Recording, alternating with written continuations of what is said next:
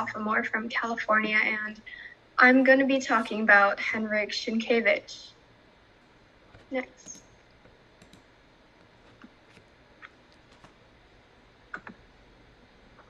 So Henryk Sienkiewicz is the winner for the Nobel Prize in Literature for 1905, and he was awarded the prize for his outstanding merits as an epic writer. And this quote was taken directly from the website for the Nobel Prize Foundation. And Sienkiewicz is a writer from Poland. As you can see where Poland is in this map of the world towards the right, Poland is located in Europe, and he is from the 19th century. Sienkiewicz lived during the years 1846 to 1916. And during his early life, he studied at Warsaw Secondary School, and he later went to the University of Warsaw. He did not graduate from a degree at the University of Warsaw, though his studies ended in 1871. And he was unable to get his degree from university due to failing his final examinations. Next. Sienkiewicz has a lot of influence from his family because he came from an impoverished Polish noble family. So even though he came from a noble family, they didn't have a lot of money. On Sienkiewicz's father's side, there was a lot of patriotic influence and spirit because his father's family was very active in struggles for Polish independence, and that can be seen in Sienkiewicz's work, which has a lot of patriotic themes.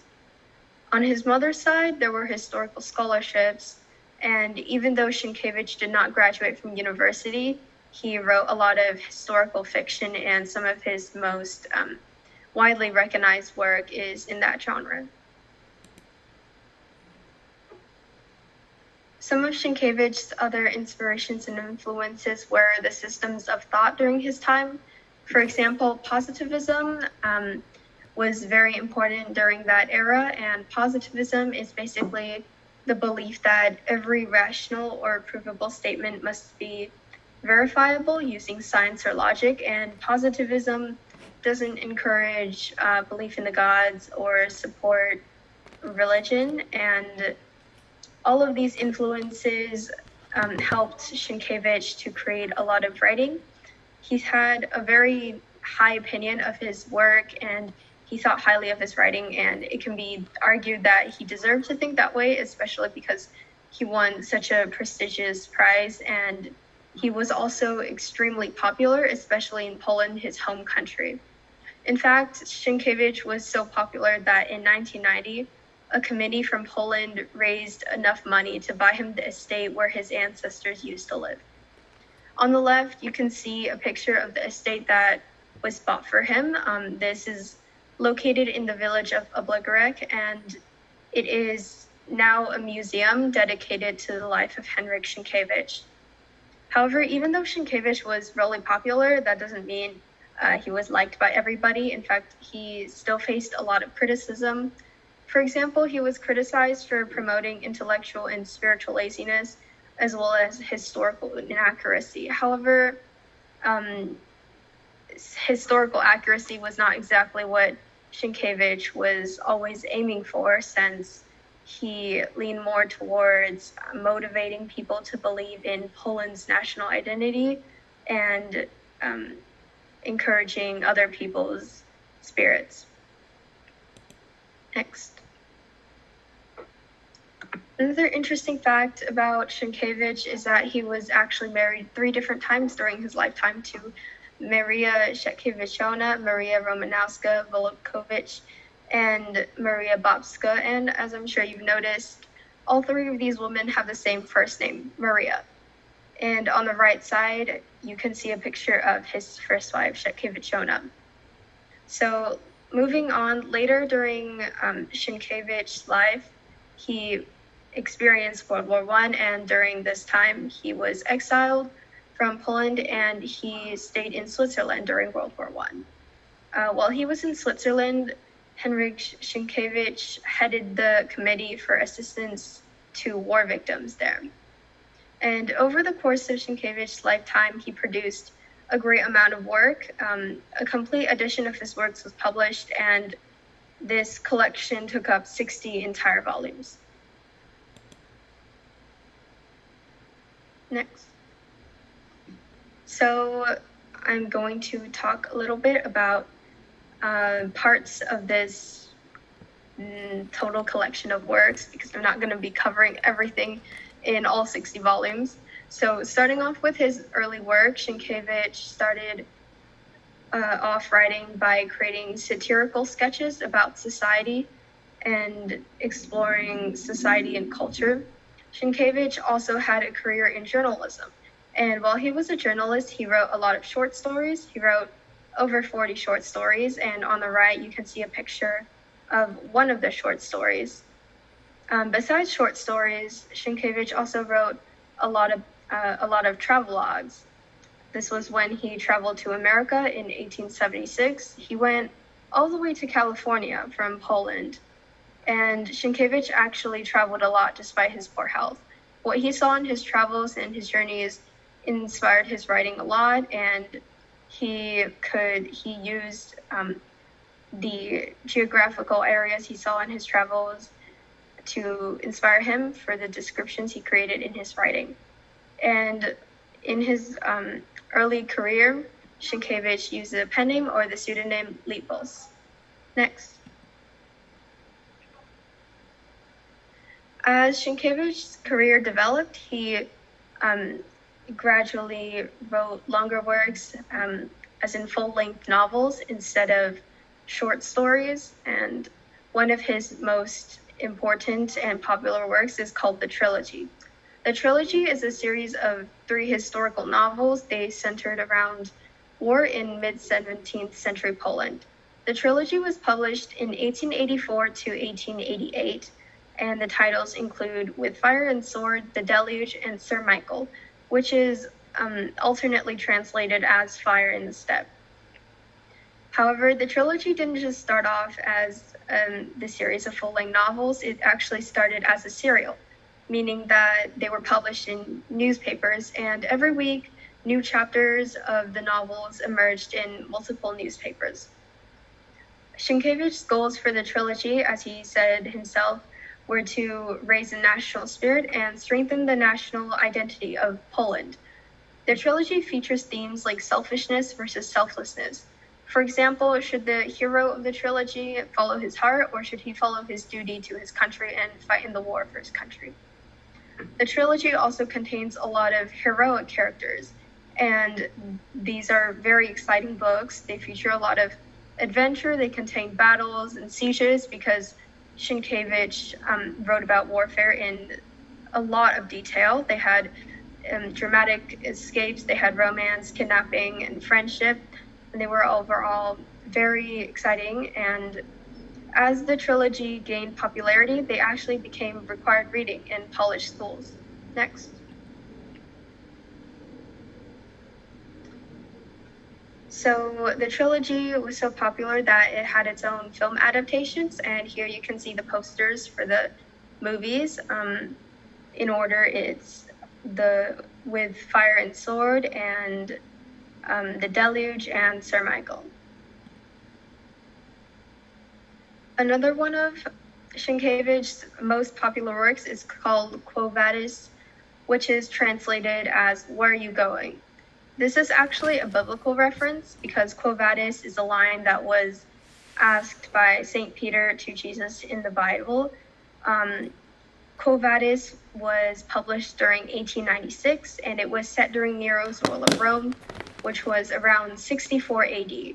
Quo Vadis is a very pro-Christianity book, and it was set when Christianity was banned in Rome, but the influence for this new religion was spreading across the empire.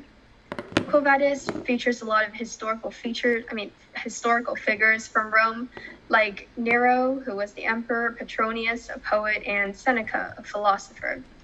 Quo Vadis was centered around a love story. It was a romantic story.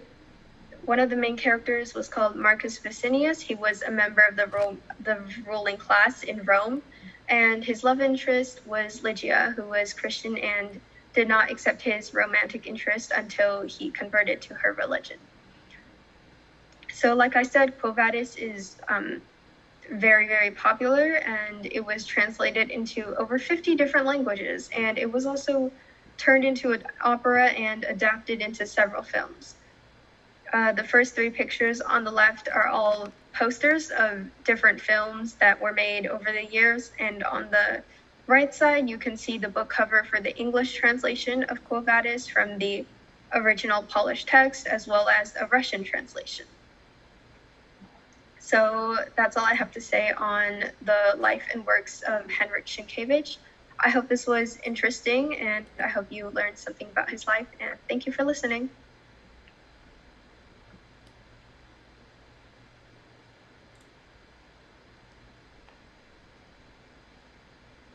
Hello, my name is Cynthia Huang, and I'm a rising sophomore in California, and I'll be presenting Giosuè Carducci, the Nobel Prize winner of 1906. Next, please. So as an author, Carducci was a poet who wrote numerous successes. Early on, he declared himself as a shield bearer of the classics, which in simpler terms is just he defended traditional literary formatting and style. And this was mainly due to the fact that he rejected Romanticism, a form of writing that was on the rise during his time. So his early works revealed his enthusiasm for and imitation of the ancients and his strong writing tendency, while his later works proved to be quite controversial as they reflected his very different political and religious views. And much of this is due to his heavy influence from his father, which will be covered later. Next, please. So these are just some of his early important works in no particular order. Number one, and I apologize for my pronunciation, is Juvenilia, which covered ideas of progress and freedom. They were motifs kind of littered throughout this novel. It used satire directed against political and clerical obstacles to the unification of Italy, something that Carducci was somewhat against throughout his writing career. And next is the Hymn to Satan, which, as you can tell by his name, is quite religious. In this poetry novel, Satan personifies reason, progress, and rebellion against the oppressive force of religion. And the main motivation for this was Carducci being an atheist. His political views were quite hostile towards Christianity and generally towards the Catholic Church in particular. And next is Rime Nuove, and many call this his first big success, and it was a huge hit across Italy. It contained expressions of his emotions, and it was a bit more intimate and heartfelt compared to his first two novels. And it was at times highly personal and delicately reminiscent to visions of his youth, for he made this a very nostalgic experience in the writing. And it also contained several love poems. Thank you. And these are just some later important works, Odi, Barbare being the first. It was his last major poetic achievement, unfortunately, and it actually used non-Italian meters in some verses, which they were based on Greek and Latin models, something that he's very well versed on, and it contained various themes throughout the chapters. And lastly is, sorry for this, Giambi Edipodi, which was a new direction in Carducci's poetry. It, while still remained polemical and satirical, it was a fresh and genuine tone which made itself heard in the literature world. It used the ideals of liberty against clerically imposed limitations, and it revealed the first traces of introspection and contemplation that characterized much of his mature writing, so this was a very pivotal point in his writing career. And Carducci here began his first sympathetic study of foreign romantics, so we can sort of see a shift in loyalty here. Next, please. So now moving on to Carducci's early life, he actually developed a love for writing at a very young age. He studied Greek and Roman authors as well as Italian classics. That can be pictured on the right. We see the Divine Comedy, Jerusalem Delivered, and also Dante. He began writing poetry as a child as well. And his father was a regional physician who was heavily involved in politics. He was part of the Carbonari, which again, as we can see through Carducci's work, influenced him heavily. And the Carbonari, just for reference, is a network of secret revolutionary societies participating in Italy. And his father was pro-Italy unification, much to Carducci's dismay. And this also resulted in Carducci constantly moving, but he ended up spending most of his childhood in Florence. Next, please. Thank you. And now moving on to his working life. His working life is sort of marked by two very unfortunate events. Number one being Carducci's brother being killed in 18. 1857 by a razor blade, and then just a bit later his father passes away. And obviously Carducci mourned for a very long time over this, but then this was then changed when he married his wife Elvira Meneccucci, and they initially had 2 daughters. And after this, a bit later, he taught Italian eloquence at the University of Bologna for almost 5 decades. And this is when he really got his chance as a writer to teach what he wanted to teach, and he took on both passionate philosophical activity and critical activity. Then just a bit later throughout that time, his son Dante, who he named after his brother, was born and then passes away, unfortunately. So obviously Carducci was heavy with grief during this time, but this also prompted his work, Ancient Pianto. And throughout his working life, Carducci's political attitudes towards Italy shifted. He was once a Republican and then he shifted to anti-Republicanism, and this was all heavily reflected in his work. Next, please. Now moving on to obviously the biggest point in his life, the Nobel Prize. He wins the Nobel Prize for Literature in 1906, quite late in his working life. And the reason for this was, as stated, not only in recognition of his profound teachings and critical research, but on a tribute to the creative energy, purity of style, and lyrical strength that characterizes his masterpiece of Poetic. However, his health conditions did not allow him to collect the prize in Sweden, but he eventually obtained it in Bologna, Italy instead. Next slide, please. So now moving on to Carducci's legacy and his death. So on the 16th of February, 1907, just a bit later after he received the Nobel Prize, Carducci passed away due to cirrhosis of his liver in his home at Bologna at the age of 72, and he was buried at a highly controversial site at that time, Certosa de Bologna. And obviously his works are widely commemorated because there are busts and statues in public places in several Italian towns. And this includes, I'm sorry for pronunciation, Castanedo Carducci, which is a hill in the province of Livorno where he spent some of his years as a child, and also the Museum of Risorgimento with Bologna, which contains an exhibit of the author. And these memories can be seen in the few pictures. And now moving on to just a brief timeline of his life, which can give you a bit more of a visual representation. So in 1835, he is born. Then in 1856, he begins teaching at high school, but not before he graduates from the University of Pisa with a philosophy degree. And he actually got a scholarship, a full ride scholarship to this prestigious university. Then 1 year later, he is met with a tragedy as his father and brother passed away, but he also publishes Rime, which is his first poetry collection. Then 2 years later, in 1859, he marries Elvira Meneccucci and briefly teaches high school Greek and also a bit of Latin, but he is also appointed then professor at the Italian literature at the University of Bologna. Then in 1890, he is appointed senator by the King of Italy, and he also dabbles in the House. And then in 1906, he becomes the first Italian actually to receive the Nobel Prize in Literature. Then 1 year later, in 1907, Carducci passes away at the age of 72. Next, please. Thank you. And now we're moving on to the literature timeline. And these works are only collections that were published individually, so I did not include, because some of these works were then published into larger collections, but these are just works that were originally published on their own. And again, I apologize for pronunciation. So in 1857, Rime was published. Then 1868, he published La Via Gravia. In 1871, Poesie was published. Then in 1872, Primavere Elleniche. Then in 1873, Nuove Poesie was published. In 1877, Odi Barbare. Then in 1880, 3 years later, Juvenilia was published. And in 1881, a different version of La Via Gravia was published. In 1882, he published 2 collections, number 1 being Giambe Edipodi and number 2 being Nuove Odi Barbare. In 1887, he published Riome Nuove, one of his biggest successes. In 1889, he published Terze Odi Barbare. In 1893, he published Delle Odi Barbare. And in 1899, he published Rime et Rime. And then in 1901, his last major work, he published Poesie and a different version of one that he previously published. Next slide, please. And these are just some of his other achievements, as Carducci was not only an excellent writer, but he was also a noted literary historian and an eminent orator, as he conducted research in every phase of literature. His works, which can be translated as literary studies and critical sketches and literary discussions, reflected this. He also made major contributions to literary criticism during his time as a professor. And Pope John Paul II even mentioned him as a model for university professors and teachers of Latin. Next slide, please. And again, moving on, he also led a very active political life, which was mentioned much earlier. And he was elected to the Senate in 1890, and he served as deputy in the House of Representatives for even a short time. And his poetry inspired his compatriots in the war for Italian independence as well. And in addition to that, he was an excellent translator. He translated 2 very popular poems into Italian. And thank you so much for listening, and I hope you learned something and enjoyed learning about Carducci. Thank you.